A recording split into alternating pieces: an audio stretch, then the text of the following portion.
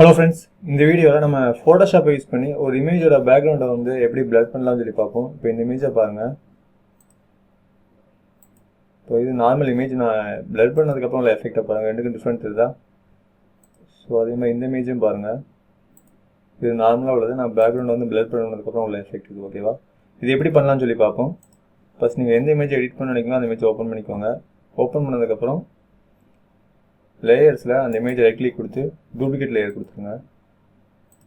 Okay, அதுக்கப்புறம் அந்த duplicate லேயரை செலக்ட் பண்ணிவிட்டு ஃபில்டர்ஸில் கேமரா ரா ஃபில்டர் இருக்கா அதை கொடுங்க.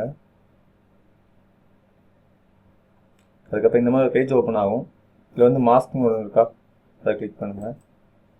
கிளிக் பண்ணதுக்கப்புறம் செலக்ட் சப்ஜெக்ட் இருக்கா, அதை செலக்ட் பண்ணுங்கள்.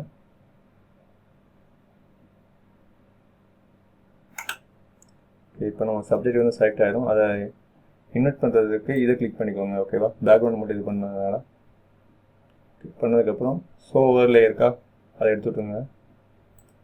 ஓகே, இப்போ கொஞ்சம் கீழே வந்தீங்க அப்படின்னா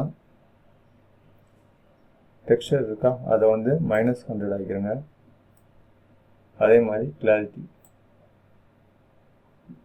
இமேஜில் வந்து எஃபெக்ட் ஆட் ஆகுது தெரியுதா?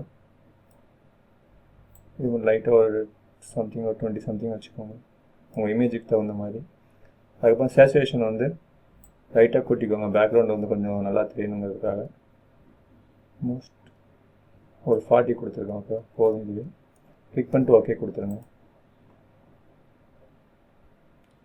இது ரொம்ப சிம்பிள் தான். இது பார்த்தா இது ரெண்டும் கொஞ்சம் டிஃப்ரெண்ட்டு. ஸோ இந்த மாதிரி நீங்கள் ஈஸியாக உங்கள் இமேஜோட பேக்ரவுண்டை வந்து நீங்கள் ஈஸியாக பிளர் பண்ணிக்கலாம். ஓகேவா? தேங்க்ஸ் ஃபார் வாட்சிங். நெக்ஸ்ட் வீடியோவில் பார்க்கலாம். பாய்.